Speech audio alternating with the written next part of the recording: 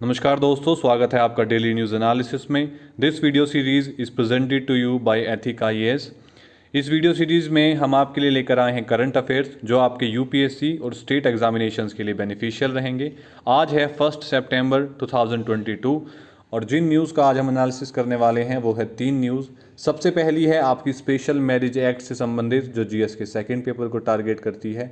Government policies और intervention का topic है।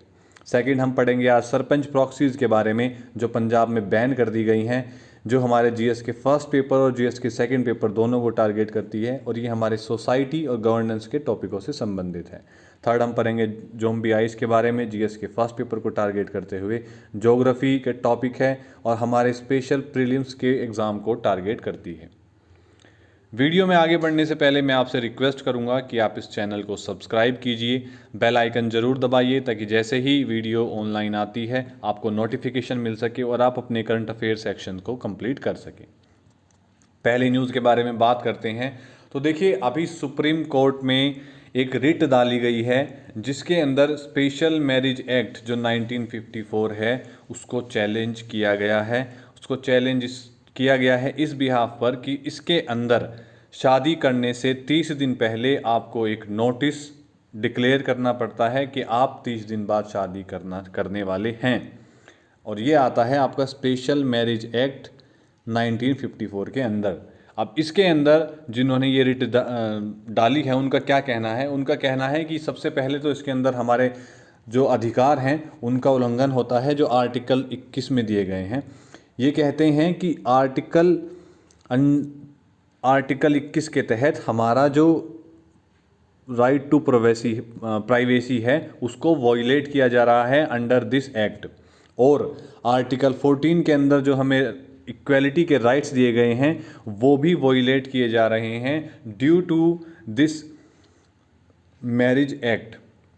अब जो प्रोविज़न्स हैं जिनको चैलेंज किया गया है, जो स्पेशल मैरिज एक्ट के अंदर प्रोविज़न्स हैं, वो देखिए सेक्शन 5 के अंदर इसमें दिया गया है कि जो कपल है उन्हें शादी करने से पहले एक नोटिस देना पड़ता है मैरिज ऑफिसर को 30 दिन शादी से पहले। और ये जो नोटिस है, अभी जो मैरिज ऑफिसर है इनकी जिम्मेदारी है कि इस नोटिस को वो मैरिज नोटबुक के अंदर मेंशन करेंगे। ये मैरिज ऑफिसर का काम है जिसे कोई भी इंस्पेक्ट कर सकता है अगर वो करना चाहता है तो। उसके बाद इसके सेक्शन 7 में ये कहा गया है कि ये जो प्रोसेस है ये इसलिए रखा गया है ताकि अगर कोई भी जो भी शादी कर रहे हैं, एक किसी की भी कोई जिंदा पत्नी या पति नहीं होना चाहिए, दूसरी शादी वो ना कर रहे हों अपने इससे पहले कि उनका जो पति जीवित है या उनकी पत्नी जीवित है और उनके रहते हुए वो दूसरी शादी ना कर रहे हों। उसके बाद वो इनकैपेबल ना हो, अनसाउंड माइंड के ना हो कि वो खुद डिसाइड ना कर पा रहे हों और कोई दबाव देकर उनसे ज़बरदस्ती शादी करवाना चाह रहा हो। कहीं ना कहीं ये मेंटल डिसऑर्डर से है या फिर वो अनफिट हैं मैरिज के लिए और फिर तब भी उनसे मैरिज की जा रही है। तो ये नोटिस इसलिए दिया जाता है ताकि एक, जैसे इस सेक्शन 8 में कहा गया है कि एक इंक्वायरी प्रोसीजर रहता है ये चेक करने के लिए कि कोई ऑब्जेक्शन तो नहीं है इस, अगर ये जो शादी के लिए नोटिस दिया गया है किसी का इसके खिलाफ कोई ऑब्जेक्शन तो नहीं है अगर ये शादी होती है तो। अब इसके अंदर क्या कहा गया है, किस तरीके से ये कोर्ट का स्टैंड इसमें रहा है। कोर्ट देखिए, एक 35 साल की अथीरा सुजाता हैं जिन्होंने ये रिट दायर की है सुप्रीम कोर्ट के अंदर। सुप्रीम कोर्ट का कहना है कि सुप्रीम कोर्ट एक तो उनके जो इस ग्राउंड पे पिटीशन को रिजेक्ट करते हैं और वो सुप्रीम कोर्ट ने ये भी कहा है कि उन्होंने खुद अपनी मैरिज को इसी मैरिज एक्ट के अंदर रजिस्टर कराया है। तो वो तो बिल्कुल भी इस एक्ट के खिलाफ अपनी जो ये पिटीशन है वो दायर नहीं कर सकती और इसको सुप्रीम कोर्ट बिल्कुल एंटरटेन नहीं करेगा, तो रिजेक्ट कर दिया गया है। अब इसके अंदर जो प्रोविज़न्स हैं जिनसे जो शादीशुदा कपल है जिनको परेशानी महसूस होती है, वो क्या परेशानियां नॉर्मली महसूस होती हैं। देखिए जैसे ही, अच्छा इस देखिए जो मैरिज एक्ट है वो सिर्फ एक ही मैरिज एक्ट नहीं है, सिर्फ यही एक मैरिज एक्ट नहीं है, दो मैरिज एक्ट और हैं। एक है हिंदू मैरिज एक्ट जो 1955 में बनाया गया था और एक है मुस्लिम मैरिज एक्ट जो 1954 में बनाया गया था। अब ये जो स्पेशल मैरिज एक्ट है ये पार्लियामेंट ऑफ इंडिया के द्वारा बनाया गया था सभी भारतीय नागरिकों के लिए, चाहे वो विदेश में ही क्यों ना रह रहे हों और इर्रेस्पेक्टिव ऑफ देयर फेथ, वो किसी भी फेथ को मानते हों, वो हिंदू धर्म के हों, बुद्धिस्ट हों, वो मुस्लिम हों, XYZ। ये इसलिए बनाया गया था कि नॉर्मली अगर आप अपने जो पुराने रीति रिवाज हैं उनको छोड़कर मैरिज को डायरेक्ट रजिस्टर कराना चाहते हैं तो आप इस एक्ट के अंदर अपनी मैरिज को रजिस्टर करा सकते हैं। दूसरा, जो इंटरफेथ कपल्स होते हैं, जो सोसाइटी में एक्सेप्टेंस जिनको नहीं मिलती है, वो ज़्यादातर इस मैरिज एक्ट का सहारा लेते हैं और उसके अंदर अपनी शादी को रजिस्टर कराते हैं। अब देखिए प्रॉब्लम कहाँ आती है, जब उनका कहना है कि जब वो नोटिस देते हैं 30 दिन पहले, क्योंकि नोटिस देना पड़ता है, तो ये नोटिस पब्लिक में लगाया जाता है कि किसी को कोई ऑब्जेक्शन, इससे कोई पब्लिक में या उनके रिलेटिव को किसी को इससे रिलेटेड कोई ऑब्जेक्शन तो नहीं है। तो जब ये नोटिस पब्लिक में लगाया जाता है तो कहीं ना कहीं पब्लिक में जो शरारती तत्व हैं वो हरास करते हैं, उनके जो पर्सनल इन्फॉर्मेशन है, उनका कहना है कि उनकी पर्सनल इन्फॉर्मेशन पब्लिक की जाती है जिससे उन्हें हरासमेंट फेस करनी पड़ती है। और ये जानकारी पब्लिक होने की वजह से कहीं ना कहीं जो कपल है उनका जो मैरिज डिसीजन है वो भी हैम्पर होता है। अगर दोनों में से कोई भी सोसाइटियल प्रेशर को हैंडल नहीं कर पाते हैं तो कई बार ऐसा भी होता है कि वो अपनी मैरिज को कैंसिल कर देते हैं। इसी के साथ साथ कई बार ऐसा भी देखा गया है कि जो ऑफिसर्स की इनकॉम्पिटेंस है उसकी वजह से भी काफ़ी ज़्यादा परेशानियां कपल्स महसूस करते हैं। कई बार ये भी नोटिस किया गया है जो मैरिज ऑफिसर्स हैं उन्होंने बियॉन्ड द लॉ से बाहर जाकर ऐसे नोटिसों को जो कपल है उनके पेरेंट्स को डायरेक्ट भेजा गया है, जो कि गलत है। इसके अंदर एक एग्जांपल के बारे में हम बात करें तो एक मुस्लिम वुमेन जो मैरिज करने वाली थी इंटरफेथ, उसको कन्फाइन कर लिया गया था उसी के घर में मार्च 2020 में, क्योंकि वहाँ के जो मैरिज ऑफिसर थे उन्होंने डायरेक्ट उसके घर पर वो नोटिस भेज दिया था। तो इस तरीके की परेशानियाँ वो महसूस करते हैं। अब देखिए ये जो इस तरीके की न्यूज़ है जो ये आपके मैरिज एक्ट से संबंधित है, इसके बारे में जानना आपके लिए ज़रूरी इसलिए भी है क्योंकि इसे आप एक केस स्टडी के तौर पर यूज़ कर सकते हैं जब आप मेंस में आंसर राइटिंग करते हैं। दूसरा, सुप्रीम कोर्ट में ऐसे वर्डिक्ट आपको जानने ज़रूरी हैं जो पॉलिटी के स्टैटिक पोर्शन को टच करते हैं, जैसे इसके अंदर आर्टिकल 21 और आर्टिकल 14 के बारे में कहा गया है। तो ये दोनों आर्टिकल आपके लिए इंपॉर्टेंट हो जाते हैं, इनसे संबंधित आपसे क्वेश्चन पूछे जा सकते हैं। अब नेक्स्ट न्यूज़ के बारे में हम बात करते हैं तो पंजाब ने सरपंच प्रॉक्सीज को बैन कर दिया है। सरपंच प्रॉक्सीज क्या है? आपने अक्सर देखा होगा कि आपकी पंचायत में भी जो सीट्स रिजर्व रहती हैं वुमेन्स के लिए, उनमें जो चुनाव लड़ती हैं वो चेहरा महिलाओं का रहता है और महिलाएं ही वो चुनाव बेसिकली मतलब उन्हीं के नाम पर लड़ा जाता है, महिलाएं ही नॉमिनेट की जाती हैं। लेकिन जो वहाँ गवर्नेंस करते हैं वो उनके पति करते हैं, जिसे प्रॉक्सीज कहा गया है। जैसे स्कूल में जब आप नहीं जाते थे तो आपके दोस्त आपके लिए प्रॉक्सी लगा देते थे, उसी तरीके से किसी भी सरपंच, जहाँ पर कोई मीटिंग चल रही हो पंचायत की या कोई अदर ग्राम पंचायत की मीटिंग हो, तो वहाँ पर महिलाएं नहीं जाती हैं, उनके पति जाते हैं उन महिलाओं की जगह एज आ प्रॉक्सी। मोस्टली उनके हस्बैंड और रहते हैं। तो ऐसी प्रैक्टिसेस को पंजाब में बिल्कुल बैन कर दिया गया है। अब ये जो पंचायत पति है इनके साथ मेनली देखिए इशू क्या है। जैसे मैं आपको बता रहा हूँ कि चाहे डिस्ट्रिक्ट लेवल पे हो, ब्लॉक लेवल पे हो या जो है ग्रामीण लेवल पे हो, जितनी भी वुमेन पंचायत हैं वो मीटिंग को अटेंड करती ही नहीं है। उनके जो मेल पार्टनर्स हैं वही उन मीटिंग्स में प्रेजेंट रहते हैं।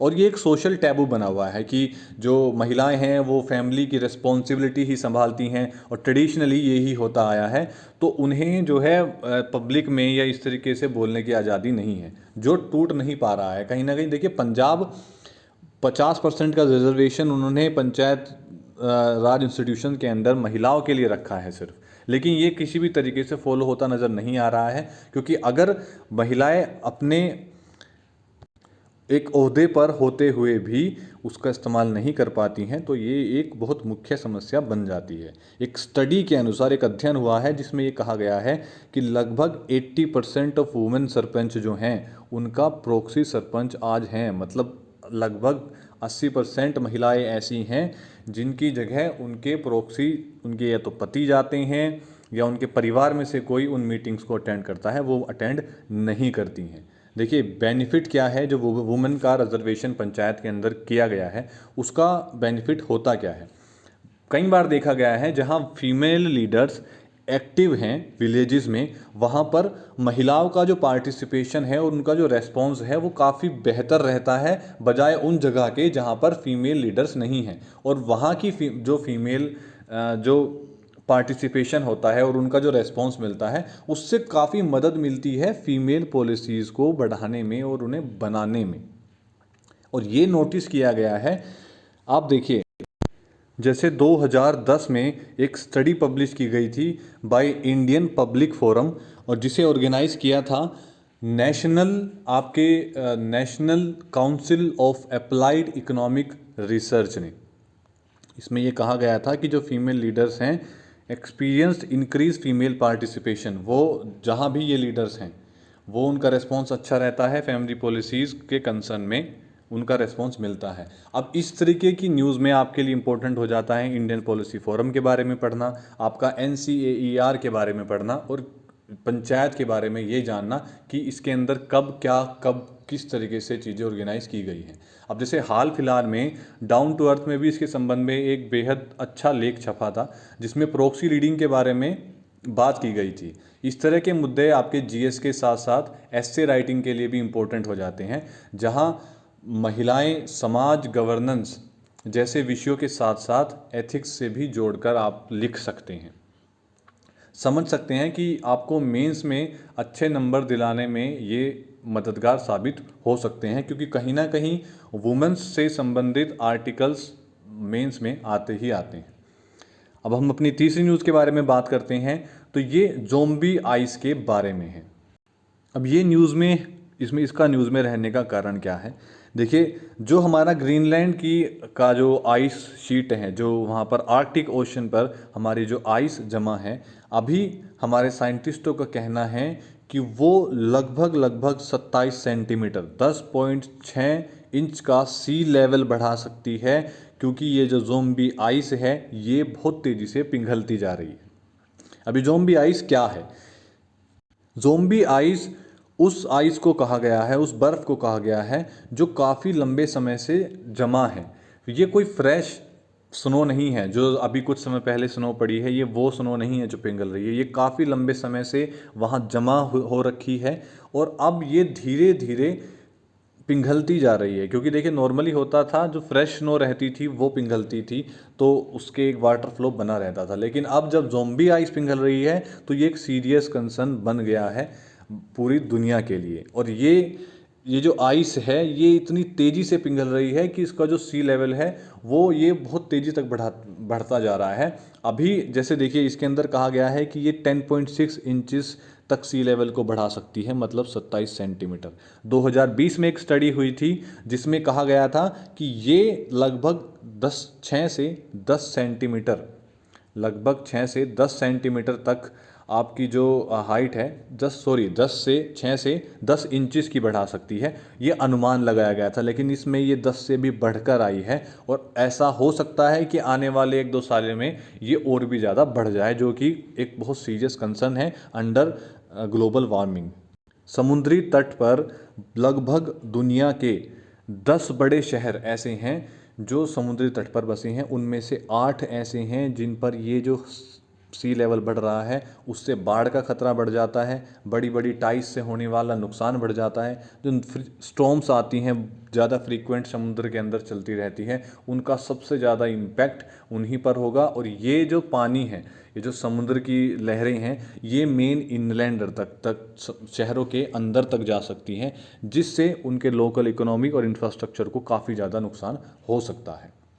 अब देखिए, इस न्यूज़ से आपके लिए इम्पोर्टेंट हो जाता है कि ज़ोंबी न्यूज़ बनती कैसे है, उसका फॉर्मेशन कैसे रहता है। उसी के साथ साथ आपके लिए इम्पोर्टेंट हो जाता है यूनाइटेड नेशंस में ये 10 बड़े शहर जो इससे इम्पैक्टेड होंगे। वो स्टडी जो 2020 में की गई थी उसमें क्या कहा गया था और कितने चेंजेस आए हैं। तो इस तरीके की जो न्यूज़ है ये आपके GS के कहीं ना कहीं पहले पेपर को टारगेट करती है। प्रीलिम्स में इससे संबंधित क्वेश्चन पूछे जा सकते हैं।